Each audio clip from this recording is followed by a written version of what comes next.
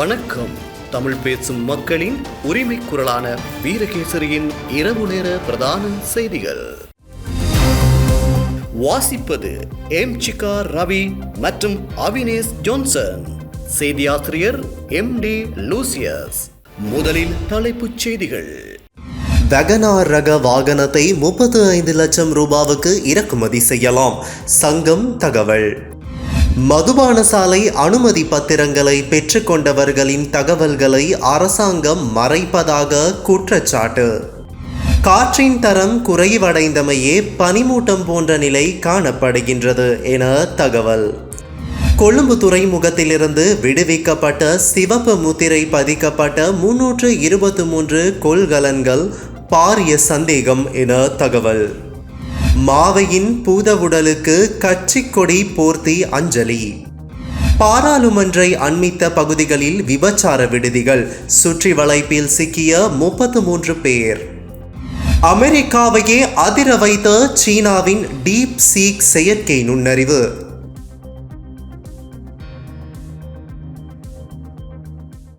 உள்நாட்டு செய்திகள். ஜப்பான் நாட்டில் பயன்படுத்தப்பட்ட சிறந்த தரத்திலான மோட்டார் வாகனத்தை குறைந்த விலையில் இறக்குமதி செய்ய முடியும். இதற்கமைய வரி நீங்கலாக சுசுகி வெகனார் ரக வாகனத்தை 35 லட்சம் ரூபாவுக்கு கொள்வனவு செய்ய முடியும் என வாகன இறக்குமதியாளர் சங்கம் குறிப்பிட்டுள்ளது. கடந்த 28ஆம் தேதி முதல் முதற்கட்டமாக பஸ், வேன், டபுள் கேப் மற்றும் லொரி ஆகிய வாகனங்களை இறக்குமதி செய்வதற்கு அனுமதி வழங்கப்பட்டது. இந்த வர்த்தமானிக்கு அமைய சாதாரண மக்கள் தனிப்பட்ட பாவனைக்கு மோட்டார் வாகனங்களை இறக்குமதி செய்வதற்கு அனுமதி வழங்கப்படவில்லை. இவ்வாறான நிலையில் மோட்டார் வாகன இறக்குமதிக்கு அனுமதி அளிக்கப்படுமாயின் ஜப்பான் நாட்டில் பயன்படுத்தப்பட்ட சிறந்த தரத்திலான வாகனங்களை குறைந்த விலையில் இறக்குமதி செய்ய முடியும் என வாகன இறக்குமதியாளர் சங்கம் குறிப்பிட்டுள்ளது.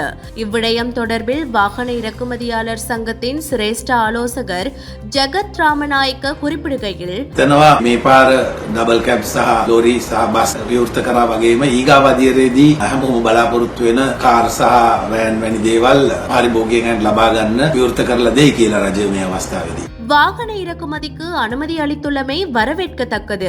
2ஆம் கட்டமாக கார், வேன் போன்ற வாகனங்களை இறக்குமதி செய்வதற்கு அனுமதி அளிக்கப்படும் என்று எதிர்பார்க்கிறோம்.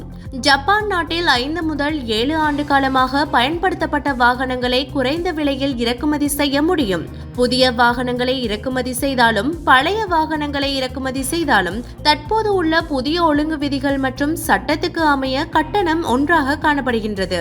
ஆகவே அதிக செலவு செய்து புதிய வாகனத்தை இறக்குமதி செய்வதை காட்டிலும் பயன்படுத்தப்பட்டு சிறந்த தரத்தில் உள்ள வாகனங்களை இறக்குமதி செய்வது அரசுக்கும் நுகர்வோருக்கும் பயனுடையதாக அமையும். இதற்கமைவாக டொயோட்டா கொரோலா ரக வாகனத்தை வரி இல்லாமல் 55 தொடக்கம் 60 லட்சம் ரூபாய் விலைக்கும், ஹோண்டா வெசல் ரக வாகனத்தை 60 தொடக்கம் 65 லட்சம் ரூபாய் விலைக்கும், டொயோட்டா யாரிஸ் ரக வாகனத்தை 27 தொடக்கம் 30 லட்சம் ரூபாய் விலைக்கும் இறக்குமதி செய்ய முடியும். அதேபோல் டொயோட்டா யாரிஸ் குரோஸ் ரக வாகனத்தை 55 லட்சம் ரூபாய் விலைக்கும், சுசுகி வெகனார் ரக வாகனத்தை 35 லட்சம் ரூபாய் விலைக்கும் இறக்குமதி செய்ய முடியும் என்று வாகன இறக்குமதியாளர் சங்கத்தின் சிரேஷ்ட ஆலோசகர் ஜகத் ராமநாயக்க தெரிவித்தார். அரசியல் கையூட்டலாக மதுபான சாலை அனுமதி பத்திரங்களை பெற்றுக்கொண்டவர்களின் தகவல்களை இதுவரையில் அரசாங்கம் மறைத்து வருவதாக இலங்கை தமிழரசு கட்சியின் முன்னாள் நாடாளுமன்ற உறுப்பினர் எம்.ஏ. சுமந்திரன் தெரிவித்துள்ளார். யாழ்ப்பாணத்தில் நேற்று இடம்பெற்ற ஊடக சந்திப்பில் இதனை தெரிவித்த அவர், பொதுவாக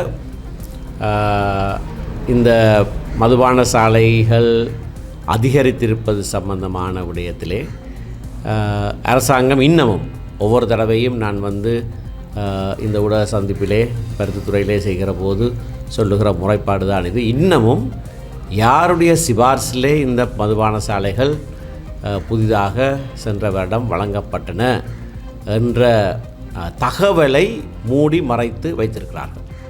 அது யாருக்கு வழங்கப்பட்டது என்ற தகவலை கொடுக்குறாங்களோ அது எல்லாருக்கும் தெரியும். அது அந்த மதுபான சாலையை நிமிந்து பார்த்தாலே அதில் பேரும் பொறிக்கப்பட்டிருக்கும். அதுவல்ல தேவையான விடயம். இது அரசியல் லஞ்சம் என்று சொல்லுகிற அரசாங்கமே எப்படியாக அது லஞ்சமாக வழங்கப்பட்டது, யாருடைய சிபார்சிலே இந்த அனுமதி பத்திரங்கள் வழங்கப்பட்டது என்ற தகவலை இன்று வரைக்கும் இவ்வளவு நாட்களாகியும் ஒளித்து மறைத்து வைத்திருப்பது அவர்களும் உடன் களவாணிகள் என்பதைத்தான் நிரூபிக்கிறது. இதே நேரம் புதிய அரசியல் அமைப்பு தொடர்பில் அரசு இதுவரை எந்த வெளிப்பாட்டையும் தரவில்லை. அரசின் வெளியீட்டுக்கு அடுத்து புதிய அரசியல் அமைப்பு தொடர்பில் பேசுவோம் எனவும் அவர் குறிப்பிட்டார். நாங்கள் இப்பொழுது அறிய விரும்புவது அரசாங்கத்தினுடைய நிலைப்பாடு. அரசாங்கத்தினுடைய, அதுவும் 3/2 பெரும்பான்மையோடு பதவிக்கு வந்திருக்கிற அரசாங்கத்தினுடைய நிலைப்பாடு தெரியாமல் எங்களுக்குள்ளேயே நாங்கள் ஒரு சர்ச்சையை உருவாக்க வேண்டிய தேவை இல்லை. அப்படி ஒரு சர்ச்சையை உருவாக்கி தமிழ் மக்களுக்கே இது சம்பந்தமான தெளிவில்லை என்று சொல்லுகிற ஒரு சாட்டு சொல்லுகிற ஒரு யுக்தியை அரசாங்கமே தமிழ் தரப்பில் சிலரை வைத்து கையாளுகிறதோ என்ற சந்தேகம் கூட எழுகிறது. முதலே அரசாங்கம் தன்னுடைய நிலைப்பாட்டை சொல்ல வேண்டும். அதுக்கு பிறகு நாங்கள் அதுக்கான எங்களுடைய பதிலை அல்லது மற்ற கட்சிகளோடு நாங்கள் சேர்ந்து பேசி இலங்கை தமிழரசு கட்சி இதிலே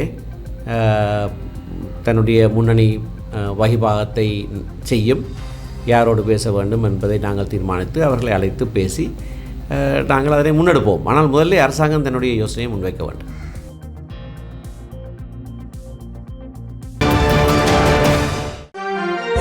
அடுத்ததாக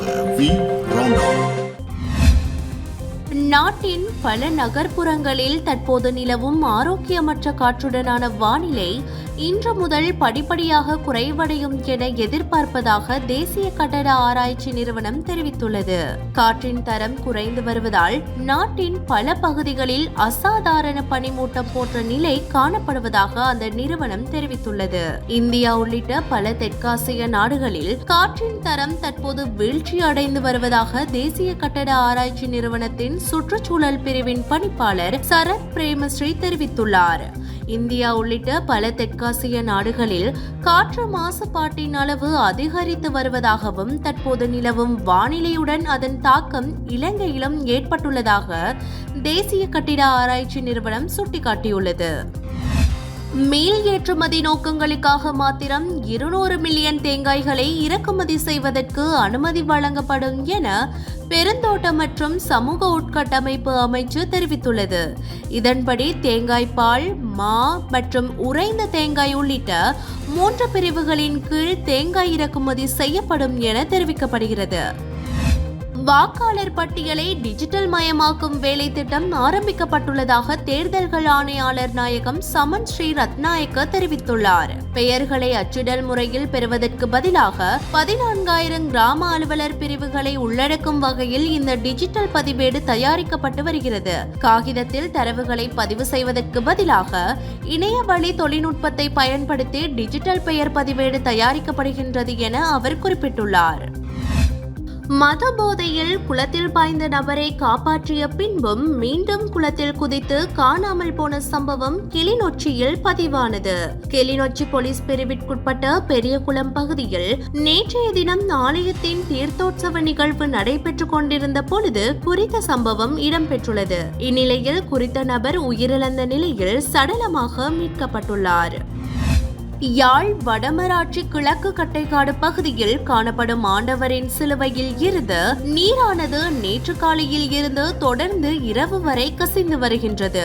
ஆண்டவர் சிலுவையின் விரல் பகுதியில் இருந்து நீர் கசிந்ததுடன் அப்பகுதியில் பெருந்திரளானோர் இரவிலும் குவிந்து பார்வையிட்டு வந்துள்ளனர். அதிகமானோர் வெளியிடங்களில் இருந்து வருவதை அவதானிக்க முடிகின்றது. செபமாலை தியானத்தில் பக்தர்கள் தொடர்ந்து ஈடுபடுவதுடன் பலர் ஆண்டவரின் காலில் இருந்து வடிந்தோடிய நீரை எடுத்துச் செல்கின்றனர். மாகாண ஆளுநருக்கு சொந்தமானது என்பதால் சிவப்பு முத்திரை பதிக்கப்பட்ட 323 கொள்கலன்கள் பரிசோதிக்கப்படாமல் சுங்கத்தால் விடுவிக்கப்பட்டுள்ளன. அந்த கொள்கலன்களில் என்ன இருந்தது என்பதை அரசாங்கம் பகிரங்கப்படுத்த வேண்டும் என தேசிய சுதந்திர முன்னணியின் தலைவரும் முன்னாள் பாராளுமன்ற உறுப்பினருமான விமல் வீரவன்ச தெரிவித்தார். இது தொடர்பில் ஊடகங்களுக்கு கருத்து வெளியிட்டுள்ள அவர், ආරංචි විදියට මේ ආණ්ඩුව පත් කරපු එක්තරා පළාතක ආණ්ඩුකාරවරයෙකුට අයිති කන්ටේනර් එතකොට මේ 320 ගාන ඇතුලේ මොනවද තිබුණේ? මොනවද මේ රට ඇතුළට ආවේ? මේ ඉතා බරපතල ප්‍රශ්නයක්. හැමති කෙනෙකුට කොහෙද බලතල තියෙන්නේ? කන්ටේනර් පරීක්ෂා කිරීමකින් තොරව එළියට දාන්න. අනික තමන්ගේ ගජමිතුරන්ගේ. மக்கள் எதிர்கொண்டுள்ள அடிப்படை பிரச்சனைகளுக்கு இந்த அரசாங்கம் தீர்வு பெற்றுக் கொடுக்கவில்லை. பேச்சளவில் மாத்திரமே பிரச்சனைகளுக்கு தீர்வு முன்வைக்கப்படுகிறது. ஊழல் மோசடிக்கு எதிராக செயற்படுவதாக குறிப்பிட்டுக் கொண்டு ஆட்சிக்கு வந்த இந்த அரசாங்கம் ஊழலுக்கு எதிராக என்ன நடவடிக்கைகளை முன்னெடுத்துள்ளது? சிவப்பு முத்திரை பதிக்கப்பட்ட 323 கொள்கலன்கள் கொழும்பு துறைமுகத்தில் இருந்து எவ்வித பரிசோதனைகளும் இல்லாமல் விடுவிக்கப்பட்டுள்ளன. அந்த கொள்கலன்கள் மாகாண ஆளுநர் ஒருவருக்கு சொந்தமானது என்று குறிப்பிடப்படுகிறது. அமைச்சரின் ஆலோசனைக்கு அமைய 323 கொள்கலன்கள் விடுவிக்கப்பட்டதாக குறிப்பிடப்படுகிறது. கொள்கலன்களை பரிசோதனை செய்யாமல் விடுவிப்பதற்கு ஆலோசனை வழங்கும் அதிகாரம் அமைச்சருக்கு கிடையாது. 323 கொள்கலன்களில் இருந்த பொருட்கள் தொடர்பான விவரத்தை அரசாங்கம் பகிரங்கப்படுத்த வேண்டும். இந்த அரசாங்கத்தின் உண்மை முகத்தை மக்கள் வெகு விரைவில் அறிந்து கொள்வார்கள் என்றார். இந்நிலையில் கொழும்பு துறைமுகத்தில் இருந்து சிவப்பு கொடி கொண்ட கொள்கலன்களை அனுமதித்ததில் தமக்கு தொடர்பு இருப்பதாக கூறப்படும் குற்றச்சாட்டுகளை மேல் மாகாண ஆளுநர் ஹனீஃப் யூசுப் மறுத்துள்ளார். அந்த கொள்கலன்களுடன் தனக்கு எந்த தொடர்பும் இல்லை என்றும் இந்த குற்றச்சாட்டுகளால் தான் வருத்தமடைந்ததாகவும் ஆளுநர் கூறினார். மேலும் தான் ஒருபோதும் அரசியலில் ஈடுபட்டதில்லை என்றும் பொதுமக்களுக்கு சேவை செய்வதில் மட்டுமே விரும்புவதாகவும் அவர் மேலும் கூறியுள்ளார்.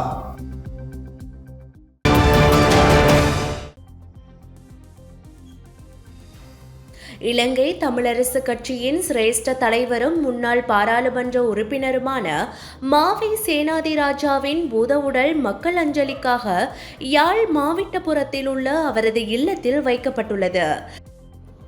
இன்று காலை மாவை சேனாதிராஜாவின் பூதவுடலுக்கு இலங்கை தமிழரசு கட்சியின் பாராளுமன்ற குழு தலைவர் சிவஞானம் ஸ்ரீதரன் தலைமையில் பாராளுமன்ற உறுப்பினர் ஞா ஸ்ரீநேசன், முன்னாள் பாராளுமன்ற உறுப்பினர்கள் மற்றும் கட்சியின் முக்கிய உறுப்பினர்களால் இலங்கை தமிழரசு கட்சியின் கொடி போர்க்கப்பட்டு அஞ்சலி செலுத்தப்பட்டது.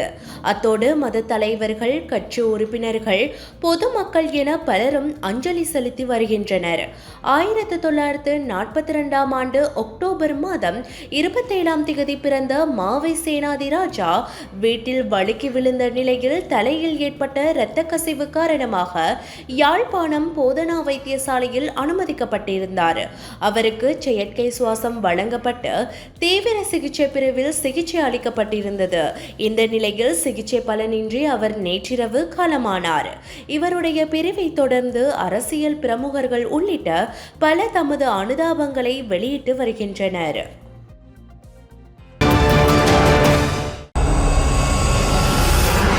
குற்றம் நடந்தது என்ன? பாராளுமன்றத்தை அண்மித்த பகுதிகளில் மசாஜ் நிலையம் என்ற போர்வையில் இயங்கி வந்த 6 விபச்சார விடுதிகளில் இருந்து 22 பெண்கள் உட்பட 33 பேர் நேற்று புதன்கிழமை கைது செய்யப்பட்டுள்ளதாக தலங்கம போலீசார் தெரிவித்தனர். தலங்கம போலீசாரால் மேற்கொள்ளப்பட்ட விசேட சுற்றி வளைப்பு நடவடிக்கையின் போதே சந்தேக நபர்கள் கைது செய்யப்பட்டுள்ளனர். இந்த சுற்றி வளைப்பு நடவடிக்கையின் போது பிடியாணை பிறப்பிக்கப்பட்டிருந்த மூவரும் சட்டவிரோத மதுபானத்துடன் ஒருவரும், ஐஸ் போதைப் பொருளுடன் ஒருவரும், 1425 வெளிநாட்டு சிகரெட்டுகளுடன் ஒருவரும் போலீசாரால் கைது செய்யப்பட்டுள்ளனர். பாராளுமன்றத்தை அண்மித்த பகுதிகளில் அனுமதி பத்திரம் இன்றி சட்டவிரோதமாக இயங்கி வரும் மசாஜ் நிலையங்களை சுற்றி வளைத்த போதே சந்தேக நபர்கள் கைது செய்யப்பட்டுள்ளனர். காலி கொஸ்கொட மகா இந்துருவ பகுதியில் இன்று காலை துப்பாக்கி சூட்டு சம்பவம் ஒன்று இடம்பெற்றுள்ளதாக போலீசார் தெரிவித்துள்ளனர். மோட்டார் சைக்கிளில் வந்த 2 நபர்கள் வீட்டின் முன் ஒரு நபரை துப்பாக்கியால் சுட்டுவிட்டு தப்பி சென்றதாக போலீசார் தெரிவித்தனர்.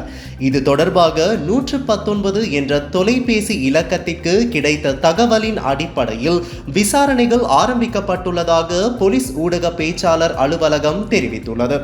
துப்பாக்கி சூட்டுக்கு பயன்படுத்தப்பட்ட துப்பாக்கி செயல்படாததால் உயிர் சேதமோ அல்லது பொருட்கள் சேதமோ ஏற்பட்டதாக தகவல் இல்லை. குற்றத்தில் பயன்படுத்தப்பட்ட துப்பாக்கியாக சந்தேகிக்கப்படும் பிஸ்டல் வகை துப்பாக்கி வீட்டின் அருகே கண்டுபிடிக்கப்பட்டுள்ளது. துப்பாக்கி சூட்டுக்கான காரணம் இன்னும் வெளியாகவில்லை. சந்தேக நபர்களை கைது செய்வதற்காக கொஸ்கொட போலீசார் மேலதிக விசாரணைகளை மேற்கொண்டு வருகின்றனர்.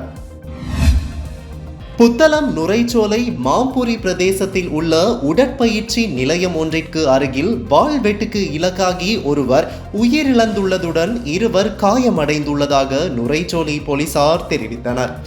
மாம்புரி பிரதேசத்தை சேர்ந்த 43 வயதுடையவரே இவ்வாறு உயிரிழந்துள்ளார். இந்த சம்பவம் நேற்று புதன்கிழமை இடம்பெற்றுள்ளது. இது தொடர்பில் தெரிய வருவதாவது, மாம்புரி பிரதேசத்தில் உள்ள உடற்பயிற்சி நிலையத்திற்கு அருகில் சென்ற சந்தேக நபர்கள் சிலர் அங்கிருந்த 3 நபர்களை வாளால் வெட்டி காயப்படுத்தியுள்ளனர். காயமடைந்தவர்கள் புத்தளம் வைத்தியசாலையில் அனுமதிக்கப்பட்ட பின்னர் அவர்களில் ஒருவர் சிகிச்சை பலனின்றி உயிரிழந்துள்ளதாக போலீசார் தெரிவித்தனர். தனிப்பட்ட தகராறு காரணமாக இந்த தாக்குதல் இடம்பெற்றுள்ளதாக போலீஸ் விசாரணையில் தெரிய வந்துள்ளது. கொழும்பில் பிரபல நட்சத்திர ஹோட்டல் ஒன்றில் பணிபுரியும் பெண் ஊழியர் ஒருவரை போலாந்தினை சேர்ந்த சுற்றுலா பயணிகள் குழு ஒன்று நீச்சல் குளத்திற்குள் தள்ளியதால் அவர் படுகாயமடைந்துள்ளார். குறித்த சுற்றுலா பயணிகள் குழு மதுபோதையில் இதனை செய்ததாக போலீசார் தெரிவித்துள்ளனர். மதுபோதையில் நீச்சல் குளத்தில் இருந்த சுற்றுலா பயணிகளை ஹோட்டலின் நிர்வாக மக்கள் தொடர்பு அலுவலராக பணிபுரியும் குறித்த பெண் அங்கிருந்து வெளியேறுமாறு அறிவுறுத்தியுள்ளார். எனினும் அதனை செவி மடுக்காத குழுவினர் அவரை நீச்சல் குளத்திற்குள் தள்ளியுள்ளனர். இவ்வாறு நீச்சல் குளத்திற்குள் தள்ளப்பட்டதால் குறித்த பெண் ஊழியருக்கு எலும்பு முறிவு ஏற்பட்டதோடு மூச்சு திணறலும் ஏற்பட்டுள்ளது.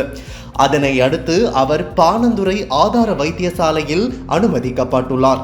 பெண்ணை காயப்படுத்திய போலந்து நாட்டவர்கள் நாட்டை விட்டு வெளியேறியதாக தெரிய வந்துள்ளது. சம்பவம் தொடர்பில் பாணந்துறை தலைமையக போலீசில் முறைப்பாடு செய்யப்பட்டுள்ளதுடன் ஜனாதிபதி செயலகத்திற்கும் அறிவிக்கப்பட்டுள்ளது.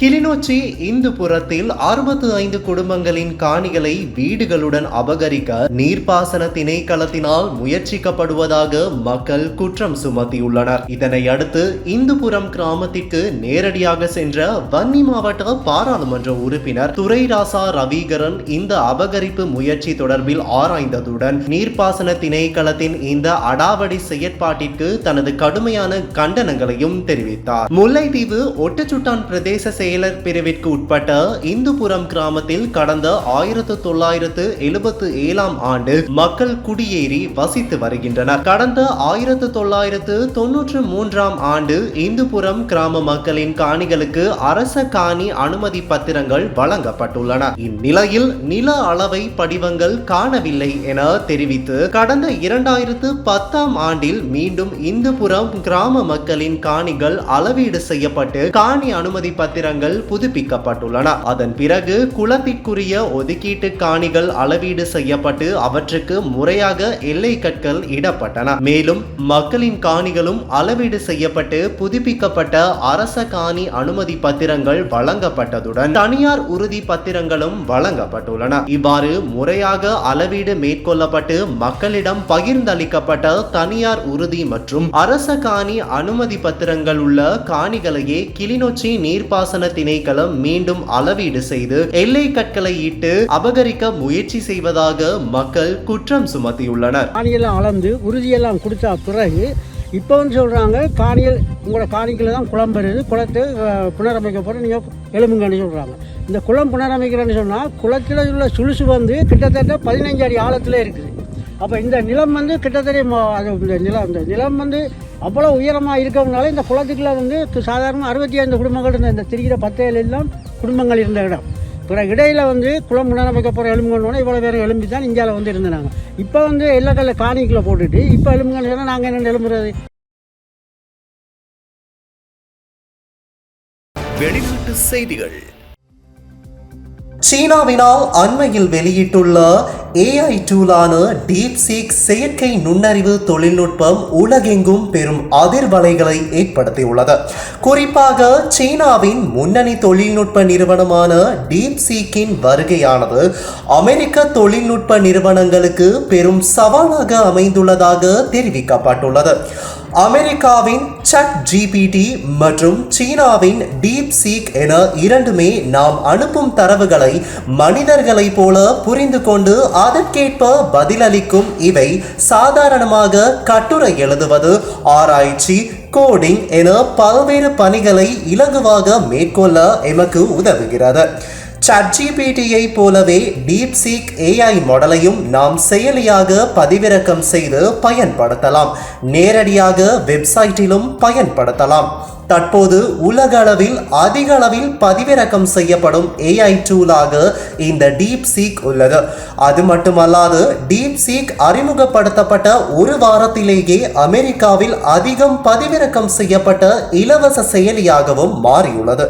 அமெரிக்காவை தளமாக கொண்ட செயற்கை தொழில்நுட்ப நிறுவனங்களுடன் ஒப்பிடும்போது திடீரென பிரபலம் மற்றும் குறைந்த செலவு ஆகியவற்றால் நியூயார்க் பங்கு சந்தையை இது ஆட்டம் காண வைத்துள்ளதாகவும் தெரிவிக்கப்பட்டுள்ளது.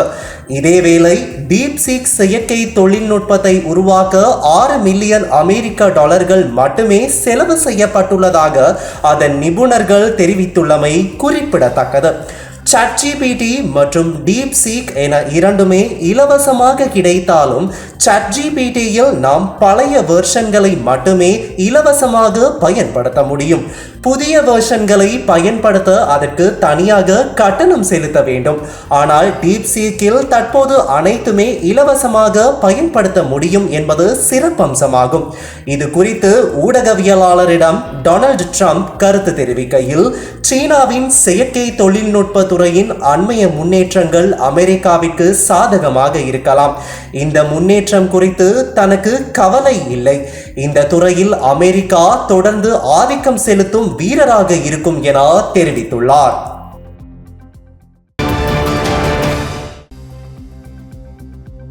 அமெரிக்காவில் டிக்டாக் செயலியை வாங்க மைக்ரோசாஃப்ட் நிறுவனம் பேச்சுவார்த்தை மேற்கொண்டுள்ளதாக டொனால்ட் ட்ரம்ப் தெரிவித்துள்ளார். டிக்டாக் செயலியின் அமெரிக்க துணை நிறுவன உரிமையை சீனர்கள் வசமிருந்து கைமாற்றுவது தொடர்பாக பல்வேறு தரப்பினருடன் பேச்சுவார்த்தை மேற்கொண்டுள்ளதாக ட்ரம்ப் தெரிவித்திருந்தார். அமெரிக்காவில் டிக்டாக்கின் சந்தை மதிப்பு கூடிக்கொண்டே இருக்கின்ற காரணத்தால் டிக்டாக் நிறுவன பங்கில் சுமார் 50% அமெரிக்கர்கள் வசம் இருக்க வேண்டியது அவசியம் என ட்ரம்ப் தனது சமூக வலைதள பதிவில் தெரிவித்திருந்தார். அமெரிக்காவில் மட்டும் சுமார் 17 கோடி பேர் டிக்டாக் செயலியை பயன்படுத்தி வருகின்றமை குறிப்பிடத்தக்கது.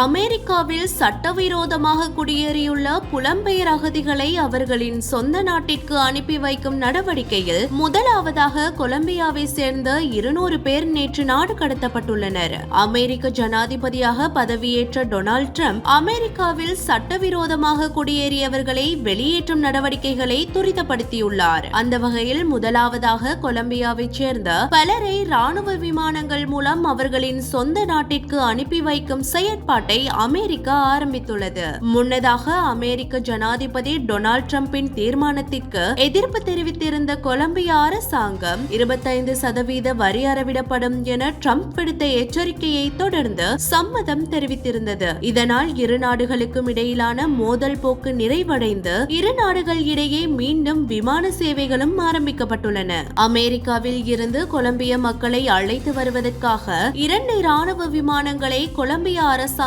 அனுப்பி வைத்திருந்தது.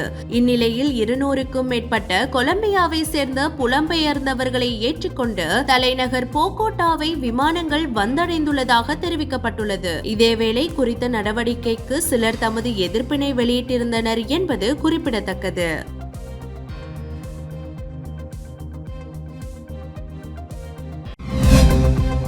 இன்றைய நாணய மாற்று விகிதம்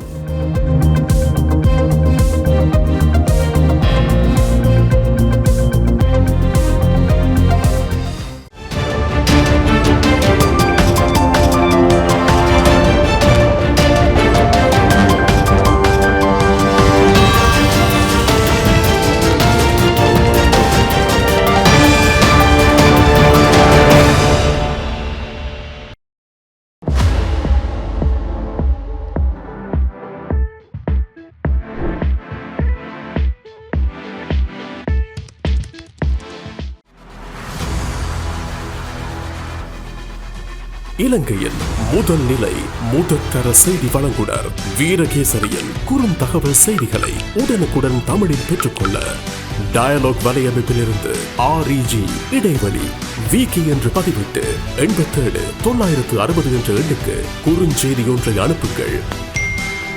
வீரகேசரி செய்தியுடன் இணைந்திருங்கள்.